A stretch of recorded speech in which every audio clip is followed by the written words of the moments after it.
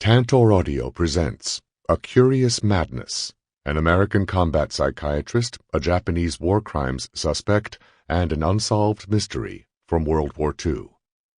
By Eric Jaffe. Narrated by Robertson Dean. Chapter 1. The Slap Heard Round the World. Class A war criminal, adjudged insane, suspected insanity was feigned. Personality file on Okawa Shumei. Records of the CIA, July 25, 1958. Okawa Shumei arrived at the arraignment looking every bit the madman. It was May 3, 1946. The bus from Sugamo prison dropped off the defendants at 8:30 in the morning. Okawa entered the courtroom wearing traditional Japanese geta, or wooden clogs, and a wrinkled light blue shirt that looked like a pajama top. He took his place at the center back of the two-row prisoner dock that faced the international panel of judges. In front of him was Tojo Hideki, the former general recognized the world over for his flat, bald head and round spectacles, who wore a bush jacket and the sober expression of a man resigned to his execution. Of all the defendants, only Okawa lacked the sharp formality the occasion demanded. The goofy sight of him in that loose pajama top gave the impression of a sleepwalker having wandered into a funeral, or a clown into a church. Most people knew the International Military Tribunal for the Far East as the Tokyo trial. Some called it Japan's Nuremberg. By any name, its purpose was to draw a legal and moral curtain on Imperial Japan, the way Nuremberg was at that very moment drawing one on Nazi Germany. To that end, the Allies had indicted 28 Japanese considered most responsible for their country's aggression during World War II. Tojo, who'd been prime minister when Japan attacked Pearl Harbor in December of 1941, was the star defendant. Joining him was a collection of leaders that included 3 more former premiers, a number of generals and admirals and war and navy ministers, an assortment of other cabinet members, a pair of ambassadors, and a chief advisor to the emperor. The indictment for the Tokyo trial referred to this alleged crowd of agitators as a criminal militaristic clique. Pajamas aside, Okawa Shumei seemed a bit out of place inside this circle of influence. He was the lone civilian on trial. He'd neither held political office nor been in the military.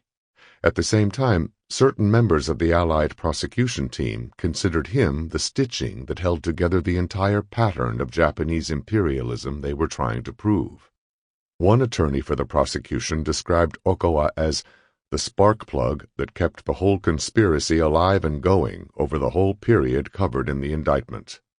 Shortly before the Tokyo trial began, an intelligence officer who'd been stationed in Japan said he'd rather see Okawa indicted than even Tojo himself.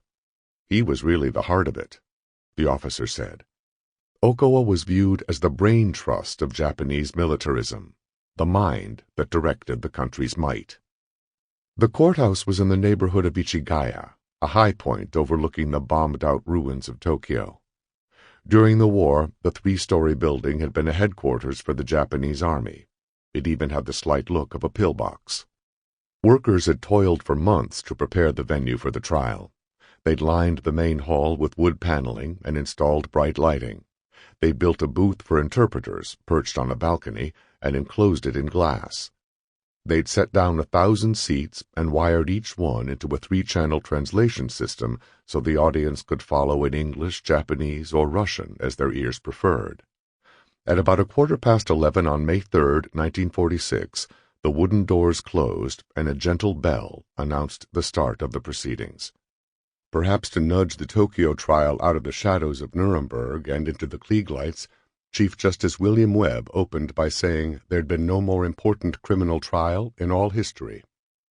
The morning session adjourned to await the late arrival of 2 defendants.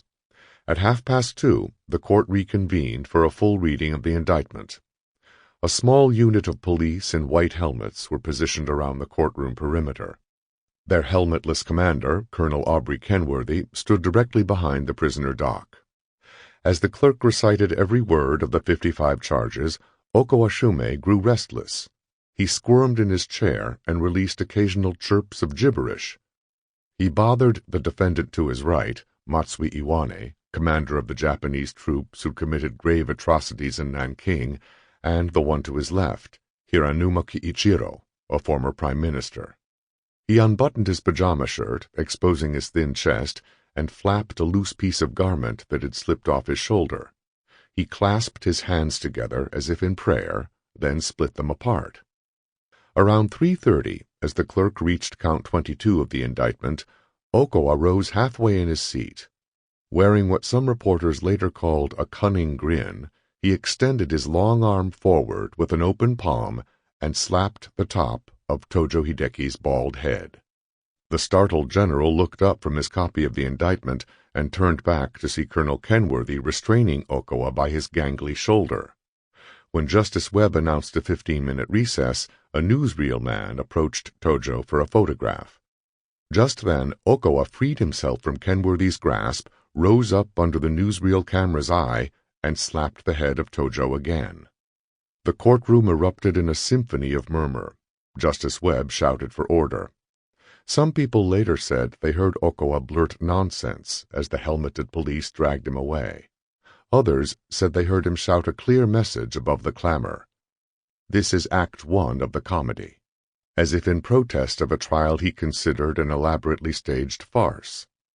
Recalling this moment a few years later, he said he'd felt annoyed that the audience had mistaken the show trial for an honorable one, and got the sudden urge to slap Tojo as a way of shattering the court's ridiculous solemnity. When the court reconvened that day, however, Okawa didn't look the least bit capable of such calculated defiance. He sat barefoot in a chair, pulled back from Tojo and the rest of the defendants. A coat had been draped over the pajama shirt that sagged atop his scrawny frame. He sobbed into a handkerchief throughout the rest of the afternoon session. It was such a sorry display that Colonel Kenworthy felt compelled to pat Okawa on the back now and then. There, in the universal gesture of pity. The next morning, Justice Webb ordered Okawa to undergo a psychiatric examination. Webb then removed him from the dock so the reading of the indictment could proceed without further interruption. In the anteroom, Okawa delighted reporters with behavior that seemed alternately deranged and deliberate. He demonstrated his slapping technique on a public relations man from Ohio, then said he'd wanted to kill Tojo for the good of his country. He said, in perfect English, that he didn't like the United States because it was democracy, then added that he was good friends with Happy Chandler, the commissioner of Major League Baseball. He said he hadn't eaten in 72 days and had discovered a way to get nourishment from the air, then demanded a cigarette. The newspapers found Okawa irresistibly quotable and devoted considerable space to his antics. Only a few printed the names of the 2 psychiatrists who would examine him for the Tokyo trial. For the defense, a Japanese man named Dr. Uchimura. For the prosecution, a Brooklyn man, as the New York Sun called him, named Major Daniel S. Jaffe.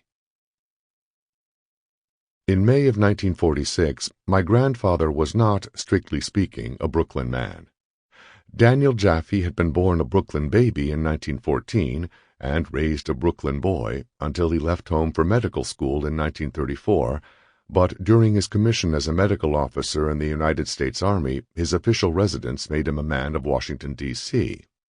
At the time of his enlistment, in October of 1942, he was in the middle of a psychiatric residency at St. Elizabeth's Hospital.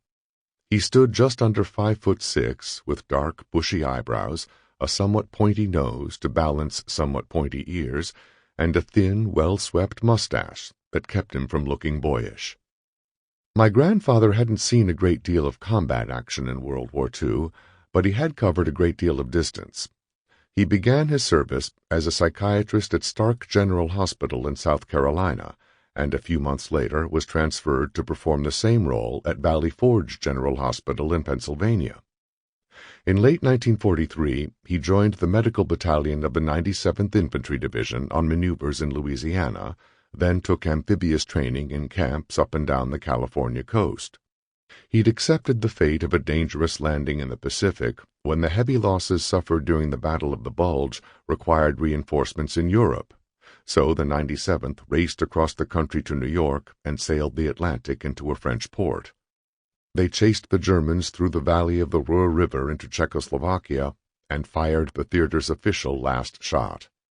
After VE Day, the division returned immediately to New York, rendezvoused at Fort Bragg in North Carolina, and crossed the country again, this time for Fort Lawton in Washington State, where they embarked for the Pacific Island combat they'd been expecting from the very start. When the Japanese surrender became official en route, they went to Tokyo for occupation duty instead. Altogether, the 97th was considered the most traveled division in the Army, covering some 35,000 miles of land and sea. By the time he got home from the war, in 1946, my grandfather didn't want to talk about it. Now, my grandfather wasn't the speaking type. It was his defining characteristic, his not being the speaking type. But even if he had been the speaking type, he'd earned the right not to speak of the war again, and for the rest of his days he rarely did. This restraint was unfortunate because, as I later learned, his role in the military was quite special. He was a division neuropsychiatrist, a position held by fewer than 100 soldiers in a wartime army that numbered in the millions. At the start of the war, the American military believed it could screen out mental weakness during enlistment. After 2 years of brutal conflict, with psychiatric casualties remarkably high, officials came to terms with the fact that all men, pushed hard enough in combat, had a psychological breaking point. So, in November of 1943, the Army arranged for a single psychiatrist to join each division in action. They were responsible for the mental health of troops over the full course of service, from morale during training camps to treatment on the front lines. The lone protectors of the mind, helmets aside, for every 15,000 active soldiers. During combat, the division psychiatrist cared for mental casualties in the Medical Battalion's Clearing Company, a makeshift treatment center situated a few miles from the front lines. His primary task was to relieve combat fatigue, the updated term for what during World War I had been called shell shock. That moment, by any name, when the sound of artillery and the sight of shrapnel and the taste of smoke and the smell of blood and the memory of all that matters formed a sensory signal that scrambled a young man's nerves. When ignored, combat fatigue was extremely debilitating and often required evacuation to a general hospital back in the United States. But when treated quickly near the battlefield with a heavy dose of sedatives and reassurance, recovery rates were high in World War II, and many soldiers returned to action within days. In March of 1946, the Army dissolved the 97th Infantry. While many of its members drifted back across the Pacific toward home, my grandfather stayed on at the 361st Station Hospital in occupied Tokyo to serve as chief of neuropsychiatry. He remained there through the spring with little to do but treat the rampant venereal disease one might expect from young men with lots of free time half a world from home. When his repeated efforts to obtain a discharge failed, he struggled with bouts of desperation and developed an unhealthy resentment toward the Army for keeping him away from his young family and his future. He'd begun to have nightmares of being stranded in Japan forever when the order arrived to determine whether Okawa Shumei was capable of standing trial.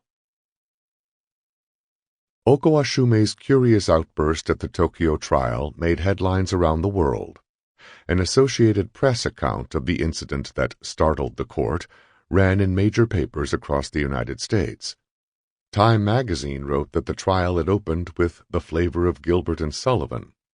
One correspondent wondered if years from now people would recall anything about the opening of the historic trial other than the slapping of Tojo Hideki. The Washington Post ran 4 newsreel shots in sequence under the title Shumei Okawa's Big Moment. In the first image, Okawa raises his hand in Tojo's direction.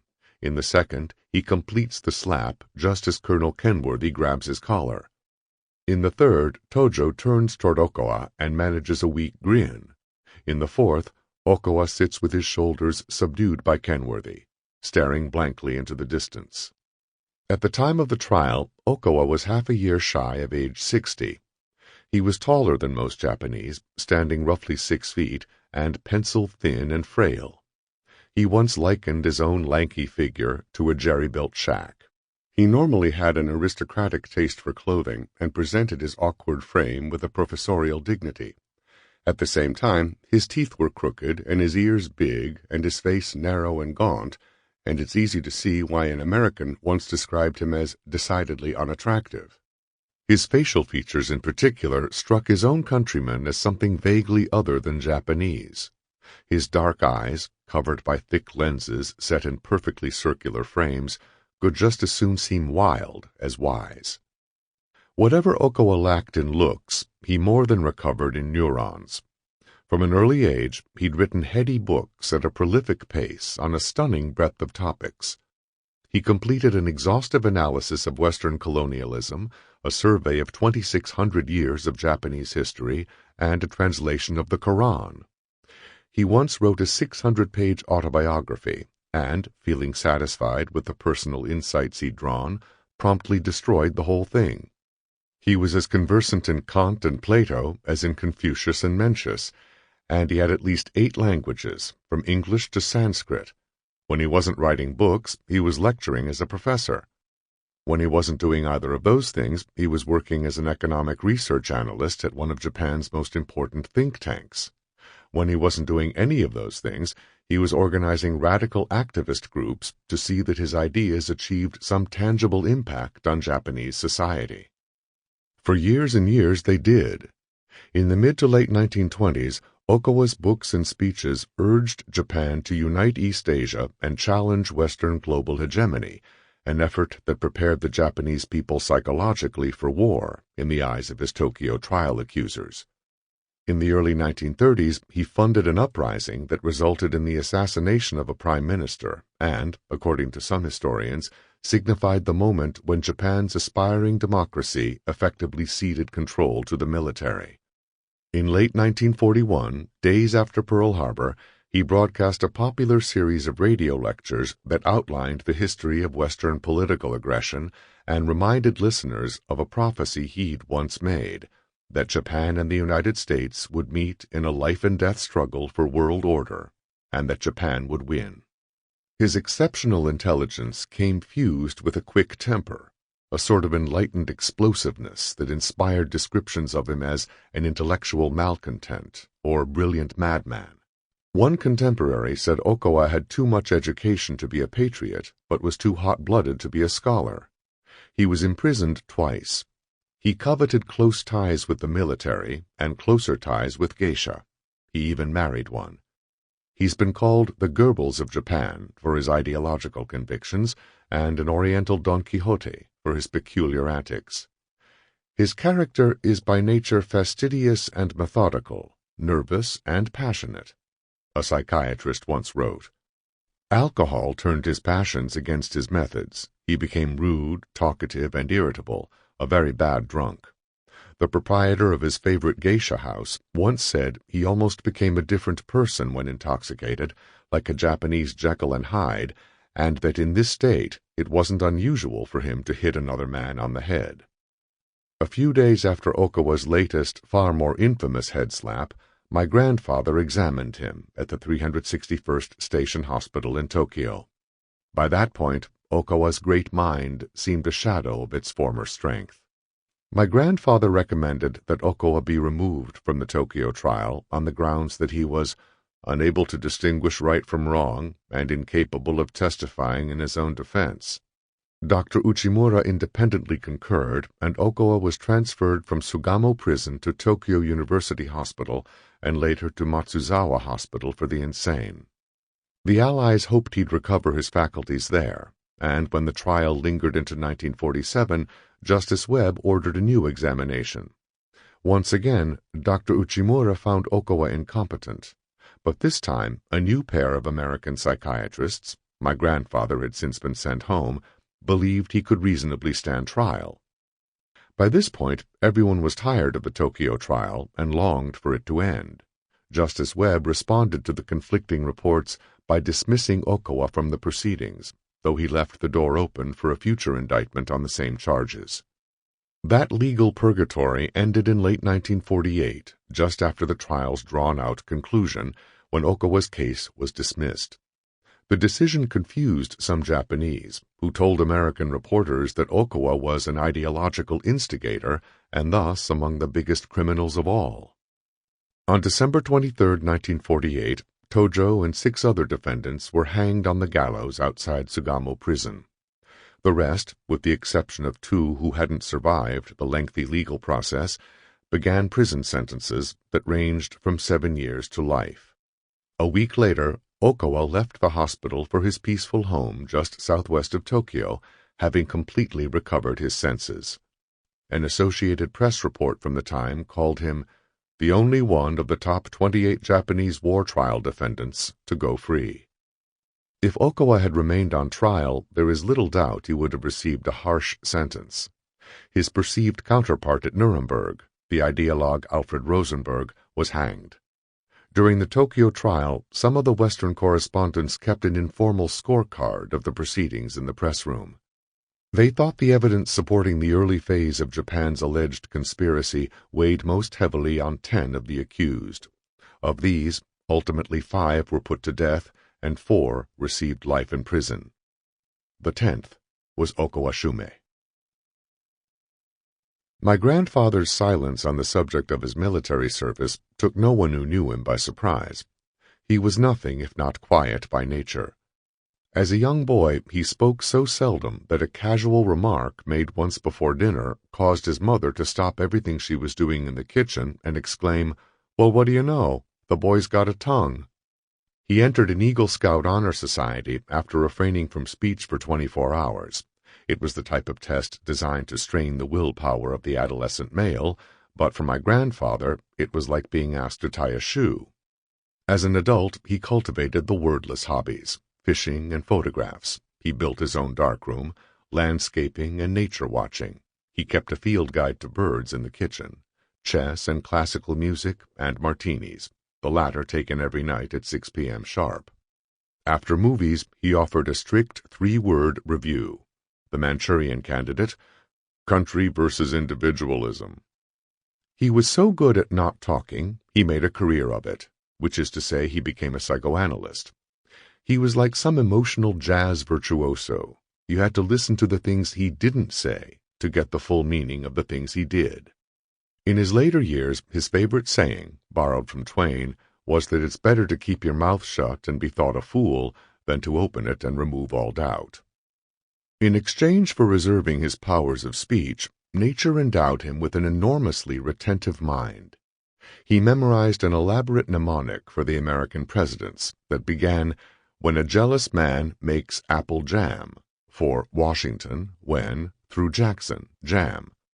So, if you found yourself in his company and curious about the country's 15th leader, he would recite the jealous man's tale until he reached the part about the French pie baker, then deliver the name of James Buchanan. If during a delicious dessert he heard you call the dish something dreams are made of, you received a full recitation of Prospero's speech toward the end of The Tempest.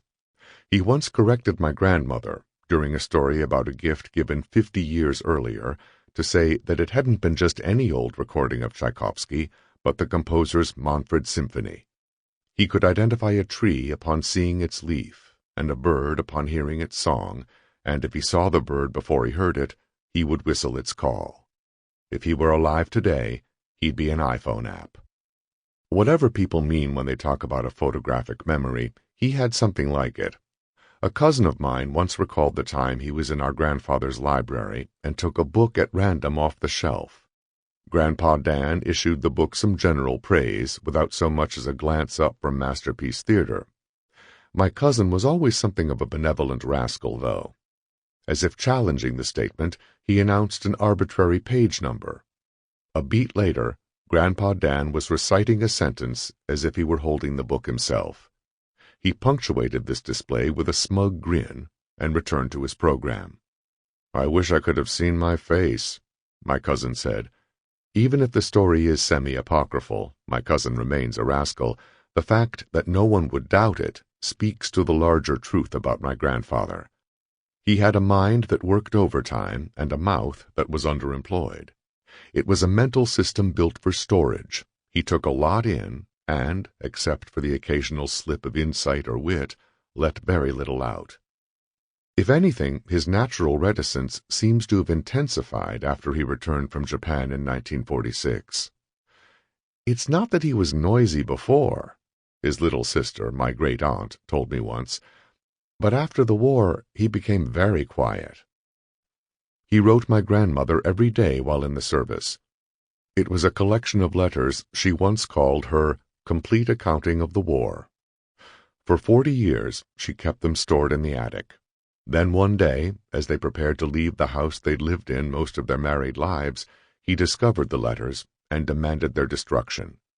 He'd evidently seen some serious things in war and felt no need to shine a light on the darkest corners of a vault he kept shut even for the non-serious, non-war things. Despite my grandmother's protests, that was that.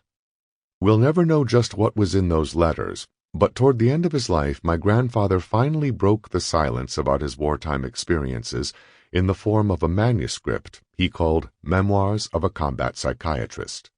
The work reflects the strength of his remote memory, which remained largely intact even as the Alzheimer's overwhelmed his final few years. Once, shortly before he died, my aunt asked him what he had eaten for lunch that day. He couldn't answer her, but the question reminded him of an anecdote from decades earlier, which he proceeded to tell with great clarity.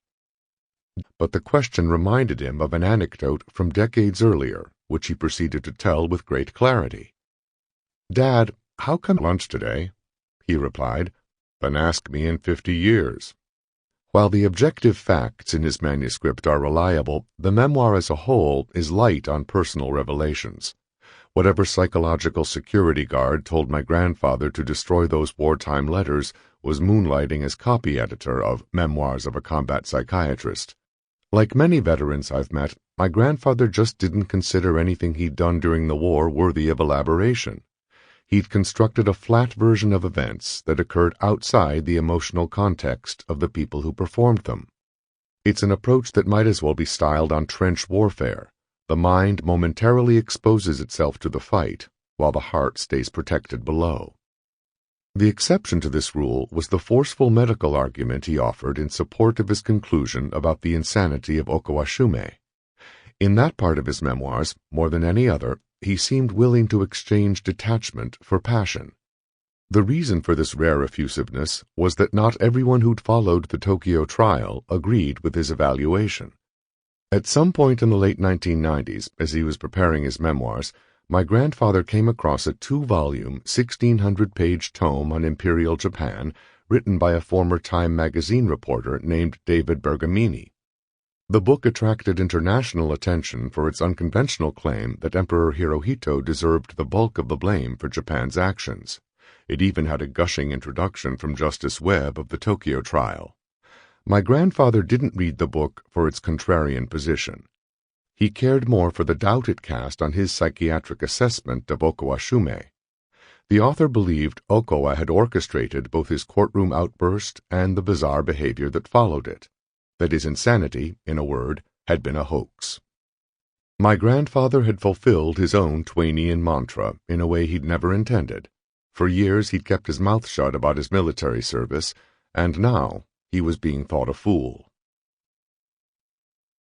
I never asked my grandfather about his examination of Okawa Shumei, a bit too afraid to offend his wisdom, a bit too certain there would always be another chance, but shortly after he died, propelled perhaps by guilt, I took a borderline unhealthy interest in it. In the course of some regular research trips to the National Archives, I blocked out pieces of time to look through the research guides of the records on World War II. Eventually, I located some intelligence files on Okawa that had been opened to unrestricted view. Whatever American documents remained classified in the years following the Tokyo trial were released to researchers in 2000 by the Japanese Imperial Government Disclosure Act.